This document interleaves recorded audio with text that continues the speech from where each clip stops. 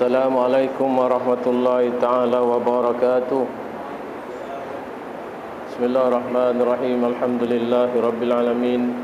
Wal'aqibatu lil muttaqin wala udwana illa 'alal zalimin. Wassalatu wassalamu ala sayyidina Muhammadin asyrafil anbiya'i wal mursalin wa ala alihi wa sahbihi ajma'in.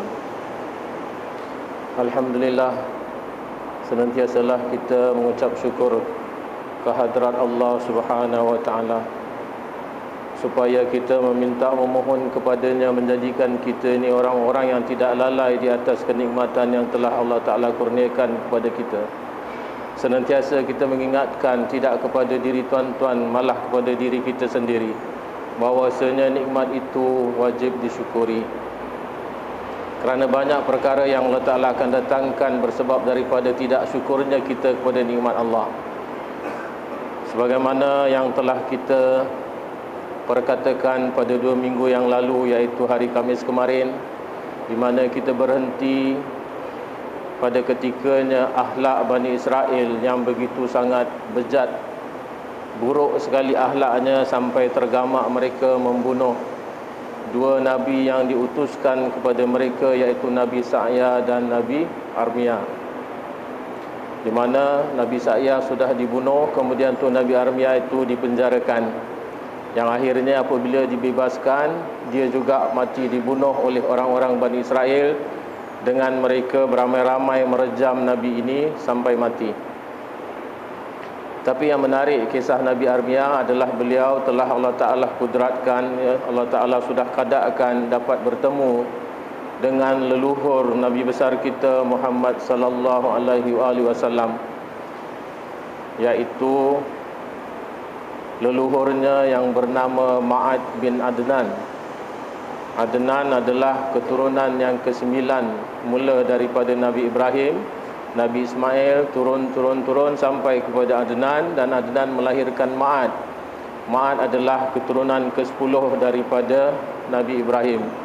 Dan daripada Adnan dan Ma'ad inilah yang akan melahirkan keturunan sampai bertemu dengan Nabi besar kita, iaitu Muhammad sallallahu alaihi wasallam. Setelah Nabi Armia dibunuh, begitu juga Nabi Sa'ya dibunuh, Allah Ta'ala masih lagi mengirimkan seorang Nabi kepada Bani Israel untuk memberikan nasihat supaya akhlak yang buruk itu diubah. Beliau tak lain adalah Nabi Daniel.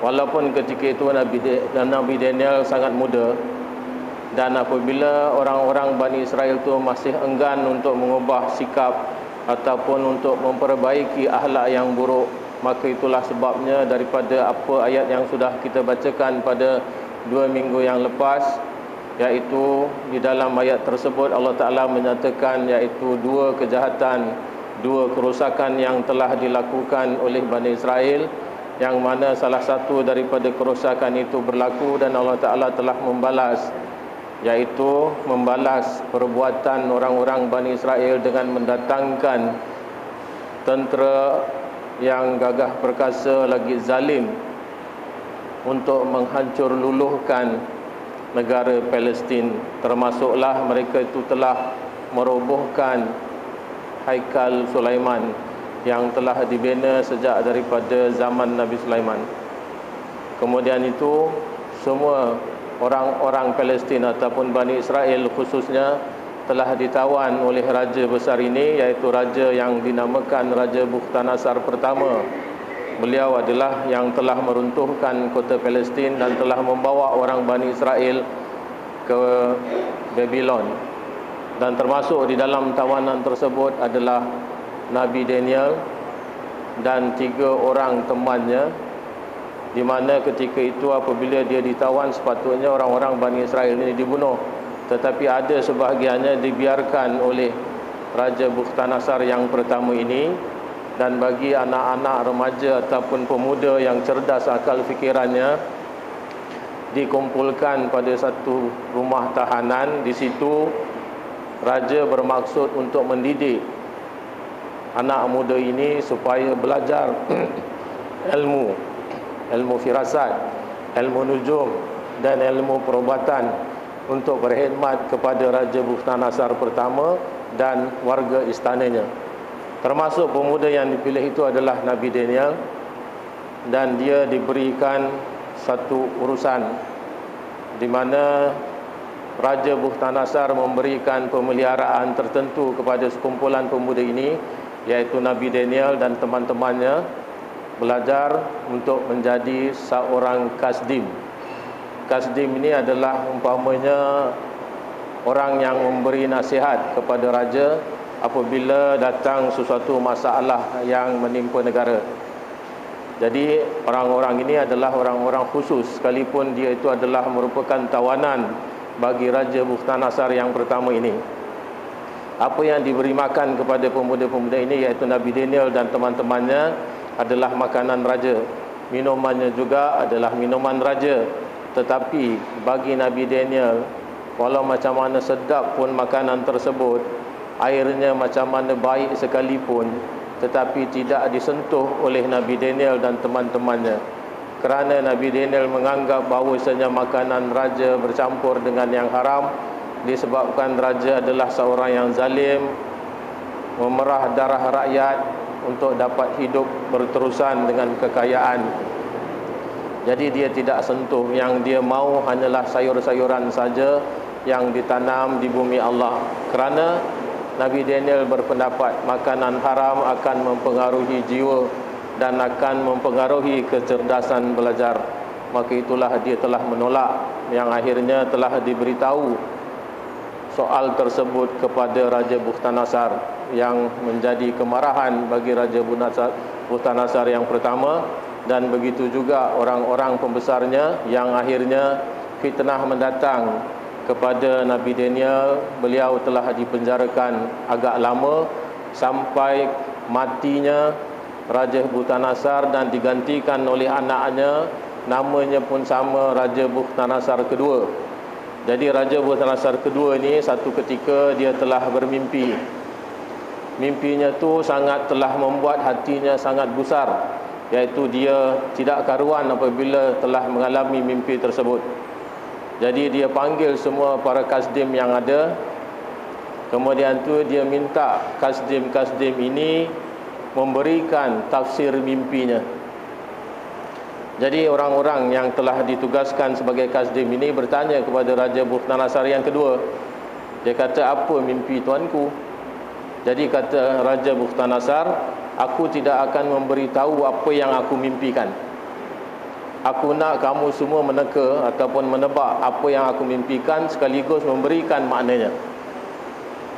Jadi tak ada satu orang pun kasdim ini yang berjaya untuk mengatakan mimpi apa yang telah dimimpikan oleh Raja Bukhtanasar yang kedua.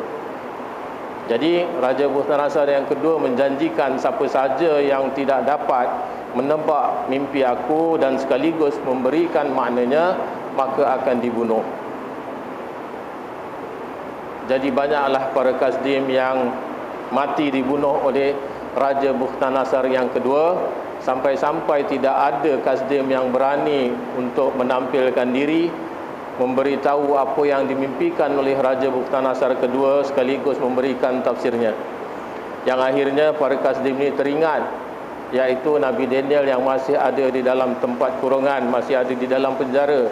Mungkin dia satu-satunya orang yang akan dapat memberikan jawapan kepada Raja Bukhtanasar yang kedua. Jadi para kasdim ini menghadap kepada Raja Bukhtanasar, minta dibebaskan Nabi Daniel daripada tahanan, dan Nabi Daniel menghadap kepada Raja Bukhtanasar. Kemudian Raja Bukhtanasar mengatakan, kalau kamu memang betul-betul orang yang diredai ataupun orang yang kamu percaya, iaitu orang yang Tuhan kamu itu melindungi kamu, cubalah kamu teka apa yang aku mimpikan dan sekaligus memberikan apa maknanya. Nabi Daniel tidak langsung memberitahu apa yang telah dimimpikan oleh Raja Bukhtanasar, tetapi dia meminta tempoh kepada Raja Bukhtanasar untuk berdoa kepada Allah untuk mendapat petunjuk dan kasyafnya daripada Allah. Jadi ini kalau kita lihat daripada cerita ini, dua sifat yang sangat terkemuka yang sepatutnya kita contohi daripada kisah Nabi Daniel, iaitu pertama, dia itu menjauhkan makanan yang haram. sekalipun itu adalah makanan yang telah diberikan oleh raja, tapi dia tidak takut dengan hukuman raja disebabkan dia berani kerana benar, iaitu dia tetap di atas hukum Allah, yang dia tidak mau menyentuh barang yang haram dan tidak mau menajiskan darahnya dengan sebab benda-benda yang haram. Begitu juga kita pada saat ini, di mana banyak perkara yang kita lalui bercampur syubhat, iaitu ada yang halal dan ada yang haram. Kita seharusnya memerhatikan apa yang kita makan, kerana apa yang kita makan itu adalah yang akan membentuk peribadi kita zahir dan batin. Jadi yang kedua, kalau kita lihat apa yang telah menjadi peribadi unggul kepada Nabi Daniel adalah dia sudah tahu keadaan di mana raja suruh dia meneka mimpinya dan memberikan tafsirnya, yang mana perkara itu tidak dapat dilakukan oleh banyak kasdim-kasdim lain. Dan dia tahu perkara itu sudah menjadi satu yang paling mustahil untuk dikerjakan, kerana kasdim-kasdim yang lebih senior daripadanya juga gagal untuk mendapatkan petunjuk daripada Tuhan yang sendiri mereka percaya. Tapi dia, oleh kerana orang yang sangat beriman, dan dia merasakan bahawasanya jalan yang paling akhir kepada perkara mustahil yang untuk ditempuh oleh akal manusia adalah dengan menonjolkan keimanan kepada Allah Ta'ala, iaitu dengan minta langsung bertahajud kepada Allah Ta'ala. Petunjuk daripadanya itu adalah petunjuk yang benar. Jadi setelah dia bermunajat kepada Allah, dia datang bertemu kepada Raja Bukhtanasar yang kedua.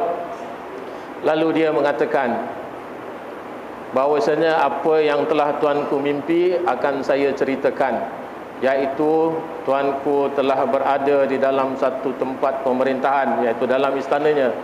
Tiba-tiba menjelma sebuah patung yang besar di hadapan Dewan Persidangan Raja Bukhtanasar yang kedua. Tapi patung ini mengikut daripada pandangan raja sangat menakjubkan, kerana dia terbuat daripada beberapa jenis logam, iaitu kepalanya terbuat daripada emas, dada dan tangannya terbuat daripada tembaga, kemudian itu bawah daripada dadanya sampai kepada pahanya terbuat daripada besi, dan kakinya pula, iaitu kedua belah kakinya adalah terbuat daripada campuran besi dan tanah liat. Apabila Raja Bukhtanasar dalam mimpinya ni menilik ataupun mengamat-amati patung besar ini dengan logam-logam yang telah diperbuat daripadanya kepada patung tersebut, tiba-tiba datang sebuah batu. Tidak tahu daripada mana arah batu itu datang, dan batu itu terus menimpa kaki yang terbuat daripada besi dan campuran tanah liat. Habis binasa patung tersebut, jadi debu. Kemudian datang angin meniupkan debu ini, hilang tanpa bekas. Batu yang jatuh menimpa patung ini pula daripada kecil terus membesar, jadi sebuah gunung, seolah-olah meliputi besar gunung ini kepada seluruh alam ini. Dia tersadar daripada mimpinya. Kemudian tu Nabi Daniel bertanya kepada Raja Bukhtanasar yang kedua ini, adakah benar mimpi yang tersebut itu sebagaimana yang telah aku ceritakan kepada kamu? Raja Bukhtanasar yang kedua ini kata, benar, itulah yang telah aku mimpikan. Tetapi sekarang sampai masanya untuk engkau mentafsir mimpi itu. Apa sebabnya aku bermimpi dan apa maknanya? Kerana batu besar itu sangat menakutkan aku, daripada kecil terus besar jadi seperti gunung dan meliputi seluruh alam ini sampai aku sendiri tidak kelihatan. Baiklah, kata Nabi Daniel, sebentar lagi akan aku tafsirkan mimpi tersebut. Tetapi oleh kerana sudah jam 2, saya akan tangguhkan, bukan sebentar lagi, tapi nanti 2 minggu akan datang insya-Allah. Bijahi Sayyidina Muhammadin sallallahu alaihi wasallam. Sya'ulillah al-Fatihah.